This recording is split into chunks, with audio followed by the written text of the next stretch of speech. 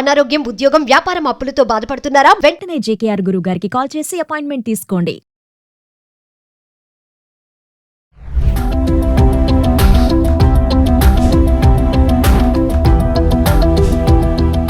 నమస్తే, welcome back to Suman TV. ప్రస్తుతం మనతో పాటు ఉన్నారు ఫ్యామిలీ కౌన్సిలర్ రజనీ రమ గారు. నమస్తే మ్యామ్. నమస్తే నవీన. మేడం, ఒక సలహా గురించి మాట్లాడుకుంటే, పెళ్ళై 4 years అయింది, వదినతో మంచి ఫ్రెండ్షిప్, అంటే ఇక ఎలాంటి ఫ్రెండ్షిప్ అంటే పర్సనల్ ఇష్యూస్ కూడా మాట్లాడుకున్నారు.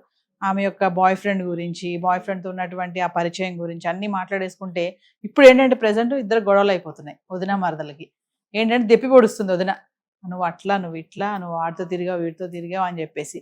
సో ఇంత నమ్మాను నేను మా వదిన్ని, నన్ను ఇప్పుడు ఈరోజు గొడవలు అవుతున్నాయి మాకు, ఏంటి అసలు నేను ఇప్పుడు ఏం చేయాలి, సరిగ్గా నిద్ర పట్టడం లేదు, అంతా పిచ్చి పిచ్చిగా ఉంది నాకు, అన్నీ చెప్పుకున్నాను, నేను ఆమెతో షేర్ చేసుకున్నాను అని చెప్పేసి ఒక క్వశ్చన్ అనమాట. అంటే నమ్మడమే నా తప్ప అని అంటుంది. అవునుగా, మరి ఎవరిని కూడా అతిగా నమ్మి మన పర్సనల్ మ్యాటర్స్ అనేవి చెప్పకూడదు. ఏమనిపిస్తుందంటే ఇప్పుడు ప్రస్తుతం ఉన్న రోజుల్లో ప్రకారం ఒంటరితనాలు ఎక్కువైపోయాయి అందరికి. ఎవరన్నా ఒకళ్ళు కనపడ్డారంటే వాళ్ళతో రిలేషన్ పెంచుకుని ఎక్కువగా మాట్లాడి మనసు పంచేసుకోవాలి, కొంచెం ప్రేమగా అనేది ఉంటుంది. ముఖ్యంగా సీక్రెట్స్ అనేవి, ఇప్పుడు ఏదో ఒక అబ్బాయితో ఫ్రెండ్షిప్ అంటున్నారు కదా, ఇది వాళ్ళకి మనసులో తొలుస్తూ ఉంటుంది అనమాట. ఒకప్పుడు ఇలాగా ఉండేదాన్ని, నేను ఒక అతన్ని లవ్ చేశాను, అవి షేర్ చేసుకోవాలని మనసు భారంగా ఉండి షేర్ చేసుకోవాలని అనిపిస్తుంది. కానీ ఎవరితో షేర్ చేసుకోవాలి, ఇలా కొంచెం దగ్గరకు వచ్చిన వాళ్ళతో షేర్ చేసుకుంటారు. వాళ్ళని నమ్ముతారనమాట, మన దగ్గర వాళ్ళే కదా. ఇప్పుడు ఏమి చూసుకుంటే వదిన అంటే మరి అన్న భార్య ఏమో మనకు తెలియదు, మరి సొంత అన్న భార్య కదా, సొంత మనిషే కదా అని ఏమన్నా షేర్ చేసుకున్నదేమో. అది ఏమో వాళ్ళు ఏం చేస్తారు, ఇప్పుడు ఆ రిలేషన్ ఎటువంటిది మనకు తెలిసిందే. ఆడబడుచు తర్వాత ఏదో వరుస కదా, మరి ఆడబడుచు ఎవరికెవరు ఆడబడుచు అవుతారు అనేది మనకు తెలియదు ఇక్కడ. అంటే ఒకళ్ళ పిల్లక ఒకళ్ళ చేతిలో ఉంటుంది. పోయి ఆడబడుచుగా చెప్పుకోవాలా, అసలు ఎవరికి చెప్పకూడదు. ఎందుకు అనంటే మళ్ళీ వాళ్ళకి ఎప్పుడైనా కొంచెం తేడాలు వచ్చినప్పుడు ఎంత అవుకుంటారు, రెండో నిమిషం కూడా కాదు వేస్ట్, రెండో క్షణంలోనే నీ పిల్లక నా చేతిలో నిన్ను ఎలా ఆడిస్తానో చూడని చెప్పి వెంటనే ఇవన్నీ బయట పెడతారు.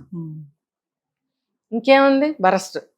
అందుకని చెప్పి ఎప్పుడు ఎంత మంచిగా ఉన్న కాలంలో అయినా సరే, నిజంగా నేను చెప్తున్నాను నవీన గారు, సొంత అక్క చెల్లెళ్ళైనా అన్నదమ్ములైనా సరే వాళ్ళతో కూడా షేర్ చేసుకోవద్దు పర్సనల్ విషయాలు. నో, నేను 100% చెప్తున్నా ఈ మాట. ఎందుకంటే సిబ్లింగ్స్ మధ్యలో కూడా అసూయ ద్వేషాలు ఎంత రగిలిపోతున్నాయి కదా. ఏ మాత్రం మనం మన సొంత మనుషులే కదా అని షేర్ చేసుకుంటే కూడా అక్క చెల్లెలైనా అన్న తమ్ముళ్ళైనా అసలు ఎట్టి పరిస్థితుల్లో వద్దు, అసలు అనవసరం. తేడా వస్తే తేడానే, అంతే. వెంటనే వాళ్ళు దాని మీద పిన్ చేసి మనల్ని మానసికంగా చిత్రవధ చేస్తారు. చిత్రవధ. ఇక వదిన ఇంకెంత దూరమో చూడండి. వెళ్ళిపోయి నువ్వు ఆవిడతోనే చెప్పుకున్నావు, చక్కగా నీ నరకం నువ్వే సృష్టించుకున్నావు. ఎవరైనా సరే ఇది గుర్తుపెట్టుకోండి, ఎవ్వరు ఎంత దగ్గర రిలేషన్, ఈ సంఘటన గుర్తుపెట్టుకోండి అంటున్నా. ఇప్పుడు మీరు చెప్పిన ఇది ఆవిడేం చెప్పుకుంటే ఏమైంది వెంటనే అలా. కాబట్టి చెప్పుకుంటే మాకు కూడా ఇదే జరుగుతుంది అనుకోండి, చెప్పకండి. పెళ్ళికి ముందు మీకు ఏదైనా అఫైర్స్ మ్యాటర్స్ ఏమన్నా ఉన్నా సరే అవి పెళ్ళితోనే సమాధి చేసేయండి, అది బయటకు తీసుకురాకండి మీరు అసలు. ఒకవేళ మీకు ఏదైనా సంబంధం అనే కాదు, ఏదైనా ఏ రహస్యమైనా కానీ అసలు వద్దు, మీరు పెళ్లితోనే సమాధి చేసుకోండి. అసలు మర్చిపోవాలి, మీరు కూడా సమాధి చేసేసుకోవాలి. మీకు భగవంతుడు ఆ లైఫ్ వద్దన్నాడు, వేరే వాళ్ళతో మీకు పెళ్లి చేసినప్పుడు మీరు ఇక్కడ న్యాయం చేయాలి. ఎందుకు, భర్తగా అతను ఎన్నో ఎక్స్పెక్టేషన్స్ నీ మీద పెట్టుకుంటాడు, భార్యగా నువ్వు అతనికి ఎలా ఉండాలో అలా ఉండి తీరాలి. అతనికి భార్య అయినప్పుడు నీ బాధ్యతలు నువ్వు నిర్వర్తించాలి. మరి అతను కోరుకుంటాడు, అది సహజంగా ఉండే రిలేషనే. ఏదైనా సరే, ఒక ప్రేమను పంచడమే కానీ, వండి పెట్టడమే కానీ, ఇంటి పనులే కానీ, అతనితో బెడ్ షేర్ చేసుకునే విషయం కానీ, భర్తతో సంపూర్ణంగా ప్రశాంతంగా స్వచ్ఛంగానే ఉండాలి. ప్రీవియస్ ఏదో యాక్సిడెంట్ అనుకొని మర్చిపోవడమే, లేదా మీకు పాసిబిలిటీ ఉంటే వాళ్ళనే పెళ్లి చేసుకోండి. కుదరలేదు, వేరే వాళ్ళని చేసుకోవాల్సి వచ్చింది అన్నప్పుడు, ఇంకా అది జరగలేదు మీ లైఫ్లో అంటే అసలు థాట్లోంచి తీసేయాలి మీరు. అంటే దాన్ని మనం అలాంటి విషయాలు షేర్ చేసుకోకూడదు అసలు, నెవర్. దానివల్ల ఏమవుతుందంటే 2 జీవితాలు నాశనం అవుతాయి. ఇప్పుడు అతను ఒక సంఘటన జరిగినాయి కొన్ని, పాప పుట్టిన తర్వాత 5-6 ఏళ్ల తర్వాత ఆ విషయం తెలిసి డివోర్స్ ఇచ్చేసి అతను మెంటల్ అయిపోయి రోడ్లు పట్టేశాడు. అంటే నన్నింత నమ్మక ద్రోహం చేస్తావా అని అనుకోడా. అది ఎలాగో తెలిసింది కానీ మనకుగా చెప్పుకొని మన గొయ్యి మనం తవ్వుకోవాల్సిన అవసరం లేదు. అంటే కొంతమంది ఉంటారు మేడం, ఏంటంటే కొంచెం ఆప్యాయతగా కొంచెం ప్రేమగా మాట్లాడుతుంది, అబ్బాయి అయినా అమ్మాయి అయినా, బా ఎంత బాగా మాట్లాడుతుంది, షేర్ అన్ని ఇంకా మొత్తం సమస్య బాగా మాట్లాడడం కాదు, అసలు ప్రపంచంలో నమ్మదగిన వ్యక్తి వాళ్ళే అన్నట్టుగా ఫీల్ అయిపోతారు. అది చాలా అంటే చాలా తప్పు అని 2 అక్షరాల్లో చెప్తున్నా గానీ లోతుగా వెళ్తే చాలా ఉంది దీనికి మేడం. షేర్ చేసుకుంటే బరువు తగ్గుతుంది అని అంటారు కదా మేడం. షేర్ చేయకండి. ఏం బరువు తగ్గుతుంది, ఇంకా బరువు పెరిగిందిగా మరి ఇవిడికి. ఇక్కడ ఆవిడ అదే పట్టుకుని పిన్ చేసి సాధించి ఆ క్రమంలో ఏమవుతుందంటే కోపాలు పెరిగి బయట ఇంకోళ్ళకి కూడా చెప్తుంది, ఇగో ఇలాంటి పని చేసింది అని. నేను చెప్పిన సంఘటనలు అలాగే జరిగింది, సేమ్ టు సేమ్. ఇద్దరు బాగున్నారు, పూసుకున్నారు, రాసుకున్నారు, కావలించుకున్నారు, కుదరలేదు. ఒక రోజు కుదరపోయి వెళ్ళి చెప్పేసింది. ఎక్కడ చెప్పాలి అక్కడే చెప్పింది, బాంబు పేలిపోయింది. ఇప్పుడు ఏమైంది నేను చెప్పాను కదా. సో ఎప్పుడైనా సరే ఒకళ్ళు ఉంటారు, నేను ఈ మాట నీకే చెప్తున్నాను ఎవరికి చెప్పకు అంటారు. అప్పటి నుంచి వాళ్ళకి కడుపులో నొప్పి స్టార్ట్ అవుతుంది, అది ఇంకోళ్ళకి చెప్పాలి, మళ్ళీ చెప్తారు లాస్ట్ ఎవరికి చెప్పొద్దు అనేసి హింట్ అనమాట అది. అది ఏమవుతుందంటే ఇంకొకళ్ళకి వెళ్తుంది, వాళ్ళు కూడా వాళ్ళకి అలాగే చెప్తారు, మొత్తానికి తెలుస్తుంది. ఒకళ్ళకి కూడా చెప్పకండి, అవసరం లేదు. వాళ్ళు ఏం చేస్తారు, ఏమి చేయరు, ఆర్చరు, తీర్చరు. నీ బాధ నీది, ఆల్రెడీ ఇష్టమైన వ్యక్తిని కోల్పోయానని బాధ నీది. కొత్త బాధ ఎందుకు నువ్వు తెచ్చుకుంటావు మళ్ళీను? మగాళ్ళైనా సరే అవసరం లేదు.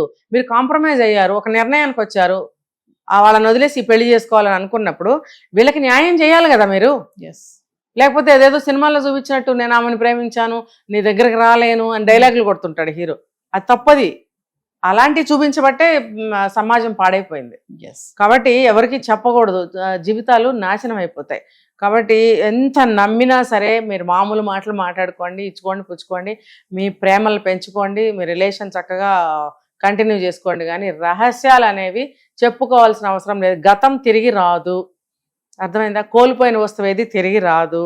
అనవసరంగా మీ కింద మంట మీరే పెట్టుకుని మీ జీవితాలను మీరే కూల్చుకున్న వాళ్ళు అవుతారు. కాబట్టి సింపుల్గా చెప్పాలంటే ఇంతేనా వినా, అసలు చెప్పవలసిన అవసరమే లేదు. ఎన్నో వచ్చేస్తాయి తర్వాత ప్రాబ్లమ్స్. భర్తతో ఇంకా గొడవలు వస్తే మళ్ళీ డివోర్స్ లేక, పిల్లలుంటే పిల్లలు అన్యాయం అవుతారు కదా, అప్పుడు ఏం చేయాలో తెలియక మళ్ళీ ఆత్మహత్యలు, హత్యలు, అంతే. అదే లైన్ అలా వెళ్తూ ఉంటుంది. కాబట్టి కొన్ని మీరు ఆలోచించుకోవాలి, మీ వయసుకు మీరు విచక్షణతోటి. ఇది అవసరమా, ఎవరికైనా అవసరం ఉందా, అట్లీస్ట్ ఖుద్దు తనకైనా అవసరం ఉంటుందా? గతించిపోయిన విషయం లేదు కదా. అలాంటిది ఇంకొకరితో చెప్పడం వల్ల ఏంటి ప్రయోజనం? లేనే లేదు. కావాలంటే మీరు ప్రశాంతంగా ఖాళీగా కూర్చున్నప్పుడు మీకు పాస్ట్లో మంచి స్వీట్ మెమరీస్ ఏమైనా ఉంటే హాయిగా ఎంజాయ్ చేయండి, ఆ మెమరీస్ని గుర్తు తెచ్చుకోండి. అది మీకు మనసు భారాన్ని తగ్గిస్తుంది, ఎంతో ఉత్సాహాన్ని, హ్యాపీనెస్ని ఇస్తుంది. ఎందుకంటే అంటే కోల్పోయినప్పుడు ఉత్సాహం, హ్యాపీనెస్ ఎలా వస్తుంది మేడం అంటారేమో మీరు. మీరు కావాలనే వద్దనుకునే ఈ పెళ్లి చేసుకున్నారు కదా. ఇక్కడ ఈ విషయాన్ని గట్టిగా గుర్తుపెట్టుకోవాలి. ఒకవేళ పెద్దలు ఒప్పుకోలేదు అనుకుందాం, ఒక కాజ్ అనేది అక్కడ ఉంది.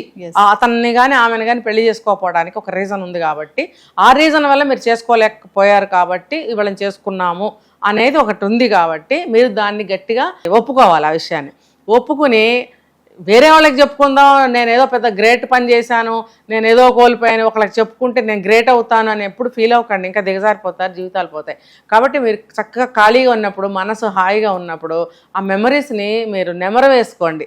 అప్పుడు మేము ఎలా ఉన్నాము, ఎంత హ్యాపీగా ఉన్నాము అనేది మీరు నెమరు వేసుకుంటే, ఎవరితోనో చెప్పుకుంటే దిగిపోయే గుండె భారము ఇలా మెమరీస్ నెమరు వేసుకుంటే కూడా గుండె భారం తగ్గుతుంది, కొత్త ఉత్సాహం, కొత్త హ్యాపీనెస్ కూడా వస్తుంది.